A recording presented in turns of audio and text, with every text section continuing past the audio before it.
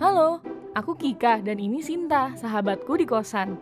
Hari ini ada kejadian yang membuatku menyadari satu laporan dapat membawa perubahan. Tadi pagi Sinta mengeluh kalau kepalanya sakit sekali. Lalu aku ingat ada obat sakit kepala di kamarku. Sinta meminum obatnya dan bilang ia akan segera baik-baik saja. Namun, setengah jam kemudian saat kami jalan ke kantor, kulihat kondisi Sinta malah makin parah. Aku langsung bertindak cepat. Kupacu sepeda motor menuju klinik terdekat. Setibanya di klinik, aku disambut oleh tenaga kesehatan yang sigap. Dokter segera menyuntik Sinta dan memberi oksigen untuk mengatasi keluhannya. Bagaimana kejadiannya? Tadi Sinta sakit kepala. Setelah minum obat, ternyata ia malah mual-mual dan sesak nafas. Oh, sepertinya Sinta mengalami kejadian tidak diinginkan. Tak perlu khawatir, ia sudah ditangani dan bisa pulang saat kondisinya membaik. KTD atau ESO dapat kita laporkan pada Badan POM melalui subsite IMESO.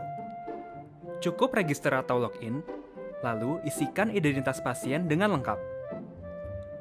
Kemudian, isikan informasi mengenai obat yang diminum. Jangan lupa, jelaskan kejadian tidak diinginkan yang dialami secara rinci. Kita juga harus mencantumkan informasi pelapor beserta institusinya. Pastikan semua kolom dengan tanda bintang merah telah diisi ya. Kini, IMESO juga bisa diakses menggunakan aplikasi IMESO Mobile yang dapat diunduh di Play Store. Cara mengisinya mudah, dan rinciannya sama dengan versi subsite.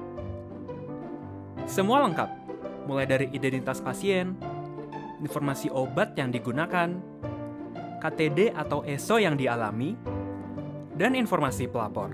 Dengan IMESO Mobile, tenaga kesehatan dan industri farmasi sebagai pemilik produk dapat melaporkan KTD atau ESO dengan mudah, cepat, di mana saja.